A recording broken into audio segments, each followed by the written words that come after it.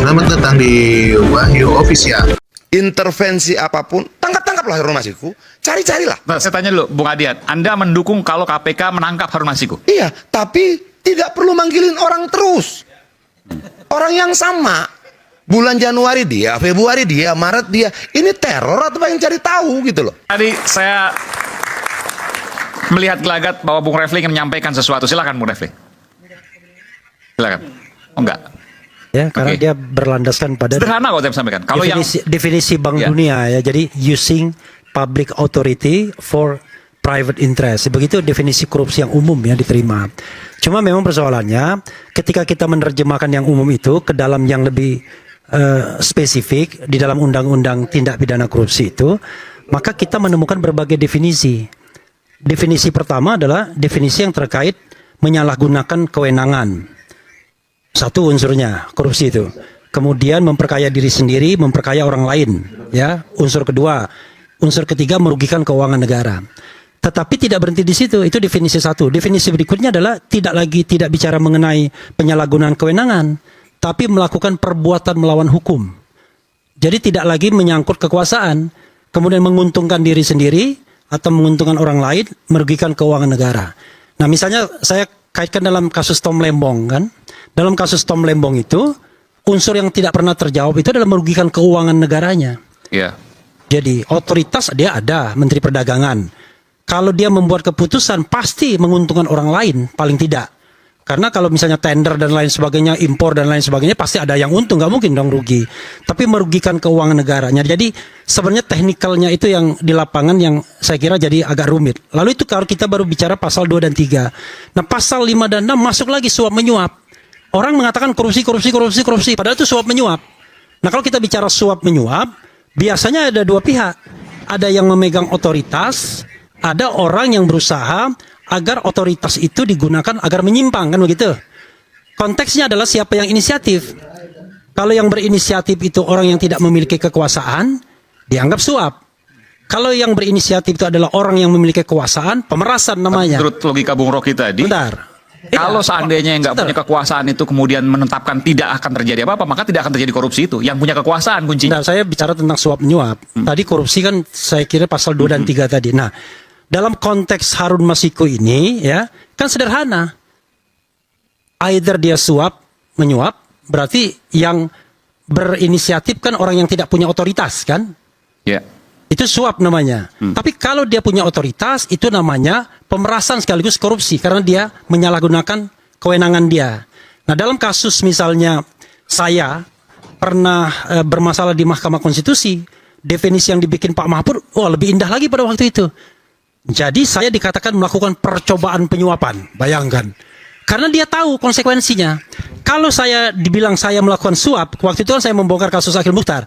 Kalau saya melakukan suap, dan itu terjadi, maka dua pihak kena. Yang menyuap, yang menerima suap. Berarti dia nggak mau dong kalau hakim Mahkamah Konstitusi dikatakan menerima suap. Maka terminologi itu tidak dia gunakan. Kalau dia menggunakan pemerasan, lebih gawat lagi, ya kan? Maka dia gunakan percobaan penyuapan. Maka dia inginkan bahwa yang terkena itu adalah orang yang tidak memiliki otoritas saja, gitu. Jadi sekali lagi tidak salah yang dikatakan Bang Rocky, tapi masalahnya adalah kita sudah biasa menggunakan definisi korupsi itu untuk banyak hal. Bahkan di undang-undang korupsi itu semuanya dibilang korupsi dan lain sebagainya. Ada 30 jenis, Pak. Ya, bahkan Korupsi. yang tidak terkait dengan otoritas dan keuangan negara pun disebut korupsi juga. Jadi sekali lagi kemudian orang bicara tentang memang bagaimana ruang lingkup KPK. Nah, ruang lingkup KPK itu kan seharusnya yang dikejar oleh KPK itu adalah dua saja. Pemegang otoritas keuangan negara, pemegang otoritas publik, tidak hanya keuangan negara, dan kemudian penegak hukum. Kan begitu. Penegak hukum pemegang otoritas juga. Tetapi dalam banyak hal, tiba-tiba private entity ini lebih banyak kenanya dibandingkan public authority, pemegang public authority holder. Jadi menurut saya kalau kita mau kembali kepada ide awal bahwa KPK itu adalah melakukan trigger mechanism terhadap pemberantasan korupsi, maka yang kecil-kecil ecek-ecek itu jangan lagi diurusin KPK. Baik. Jadi urusan KPK itu bagaimana mentorpedo korupsi yang terjadi di TNI, korupsi yang terjadi di tubuh istana, korupsi yang terjadi di tubuh kepolisian, di tubuh kementerian. Nah, itu baru keren. Tapi kalau cuma sekedar suap menyuap Harun Masiku, rasanya nggak keren. Walaupun dalam konteks ini menjadi bermasalah karena wah, kok tiba-tiba kasus yang cuma 900 juta ini, yang 600 juta delivery, tiba-tiba menjadi luar biasa ya, mungkin karena Adian Napitulu terlalu vokal sih ya membela PDIP-nya. Tapi saya mau tanya itu juga, saya ingin tanya ke penyidik KPK, mantan penyidik KPK, Bung Yudi.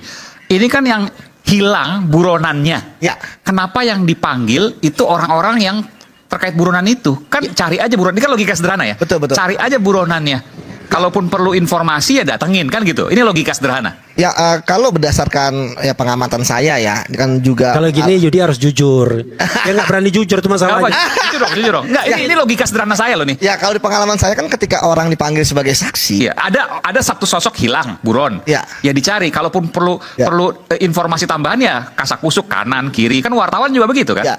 Nah ini kenapa kemudian KPK memanggil dan terus memanggil gitu, padahal buronannya yang di sana gitu kan. ya kalau dari saya kan tentu penyidik KPK menduga ya ada hubungannya, karena kan Ada hubungannya. saksi itu kan orang yang melihat, mendengar, mengalami, dan kalau saya lihat ya dari pemanggilan ini kan setidaknya ada dua hal ya, apakah itu terkait dengan material kasus korupsinya ya, ataupun kedua terkait dengan mengetahui kasus pelariannya Harun Masiku, kan nggak jauh-jauh dari situ. Kalau misalnya terkait material, saya pikir seharusnya kan tadi sudah disampaikan oleh Bang Boyamin ya, ini kan sudah inkrah ya, artinya menurut saya sudah tidak banyak lagi hal yang perlu dicari terkait dengan Jadi materialnya. maksudnya gini, orang yang dipanggil itu diduga mengetahui di mana posisi Harun Masiku dan seterusnya. Ya, kalau saya lihat ya tentu penyidik memanggil Pak bisa Yud, juga saya kira terkait- tidak perlu membela KPK juga. Enggak, maksudnya apa? Tidak bisa dijawab ya sudah gitu loh. Enggak lah, saya kan disuruh analisis.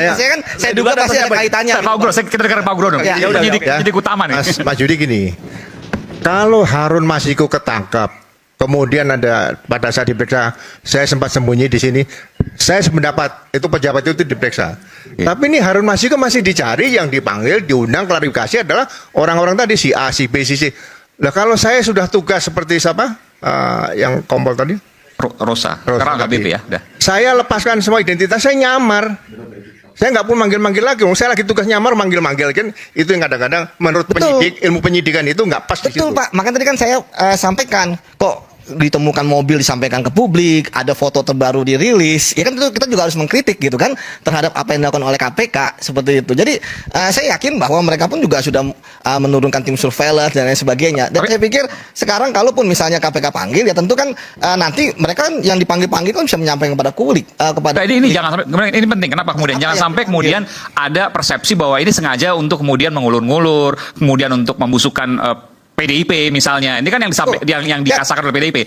Padahal tidak perlu. Tapi kalau seandainya perlu, ya nggak apa-apa. Apa kira-kira yang kemudian perlu untuk memanggil itu? Kira-kira alasan apa? Ya saya pikir alasannya itu berusaha untuk menemukan Harun Masiku. Nah sekarang Lewat itu Yasona orang- Lauli, lewat dan- Hasto Kristianto Betul. misalnya. Nah, apakah Bung Aiman, kemudian ini saksi-saksi Yudi ini itu juga dan- tidak bisa mewakili KPK juga, jangan dikejar. Dan Boleh saya dan tambahkan? juga tidak usah membela KPK juga gitu loh. Bang, Mereka nggak mau hadir kok. Kita nggak membela KPK, kalau KPK aja nyingkirin saya gitu kan. KPK Manggil saya orang-orang yang menunjukkan gitu diduga. kan secara yang benar kan gitu Bang. Nggak manggil orang yang diduga kaitan Harun Masiku. Kita ini praduga tak bersalah, ini praduga bersalah sepertinya seperti itu. Harun Masiku masih di luar, nggak tahu di mana.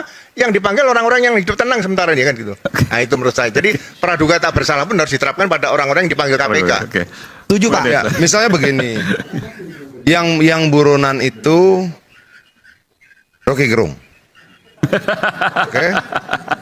Lalu untuk mengetahui Rocky Gerung, kita panggil Bang Refli Harun bulan Januari. Jawaban Bang Refli Harun, saya tidak tahu.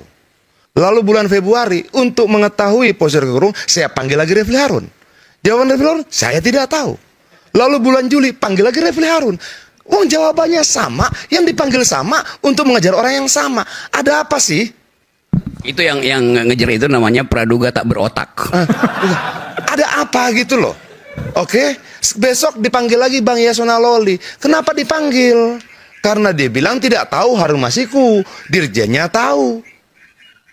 Waktu masuk ke Indonesia saat itu, apa hubungannya? Lalu sebagai menteri dia harus tahu gitu semua orang yang keluar masuk ke Republik ini. Dan itu dipanggil lagi. Dan yang menjadi menarik, kenapa pemanggilan selalu menjelang pemilu? Kenapa pemanggilannya selalu mendekati momentum politik? Oke, kalau pemanggilannya mendekati pemilu, mendekati momentum politik, boleh nggak kita berpikir secara politis? Boleh dong. Siapa yang salah? Momentum-momentum itu yang salah. Kenapa? Kenapa yang lain tidak? Kenapa yang ini lagi? Kenapa yang ini lagi? Itu loh. Nah yang ini sudahlah. Oke. Sekarang kita pengen berharap intervensi apapun, tangkap-tangkaplah Harun Masiku. Cari-carilah. Nah, saya tanya dulu, Bung Adian, Anda mendukung kalau KPK menangkap Harun Masiku? Iya, tapi tidak perlu manggilin orang terus. Orang yang sama. Bulan Januari dia, Februari dia, Maret dia. Ini teror atau pengen cari tahu gitu loh. Karena ini ketika dipanggil berkali-kali, sama seperti kalau kita berhadapan dengan aparat dan melakukan interogasi. Yang ditanya itu, terus tapi dari pagi sampai malam. Itu benar nggak secara teori penyidikan? Nggak boleh kan? Itu pelanggaran HAM dong. Yang ditanya jam 7 pagi dan ditanya jam 8, 9, 10, itu terus. Secara teori penyidikan modern tidak boleh. Itu loh. Nah, yang dipanggil Januari, Februari, Maret itu terus orangnya. Jangan dengan pertanyaan yang sama. Nggak dapat, ambil handphonenya. Nggak dapat, sudahlah. Sudahlah, tidak ini KPK yang kita perjuangkan 26 tahun lalu sebagai bagian dari implementasi pemberantasan korupsi yang kita perjuangkan dalam proses reformasi. Nggak begini. Nggak begini ceritanya. Itu loh. Semua jadi serba menakutkan. Semua jadi serba membingungkan. Definisi korupsi, memperkaya diri sendiri atau orang lain. Boleh nggak kemudian sebagai seorang pejabat publik, kita nolong orang untuk menyelesaikan persoalannya, kita nggak dapat apa-apa, dia dapat. Lalu saya jadi bersalah. Salah. Definisinya terpenuhi. Terpenuhi. Contoh cerita. Ada orang tua sudah cuci darah. Dia punya uang di sebuah perusahaan yang tidak dibayarkan selama 5 tahun. Lalu dia bilang, kalau tidak dibayar uang itu, suami saya meninggal. Datang misalnya ke bapak yang punya kewenangan. Kalian bantu nggak? Begitu kalian bantu, salah. Inilah membingungkannya Republik kita. Berbuat baik pun kita harus bersiasat. Berbuat menolong orang pun kita harus mengatur taktik. Di Republik macam apa berbuat baik harus bersiasat? Di Republik seperti apa? Saya mau nolong orang, saya harus bersiasat agar saya tidak ditangkap. Saya mau menyelamatkan nyawanya, saya harus bersiasat agar saya tidak ditangkap. Republik apa? Baik. Itu terima kasih. Oke, baik. Kita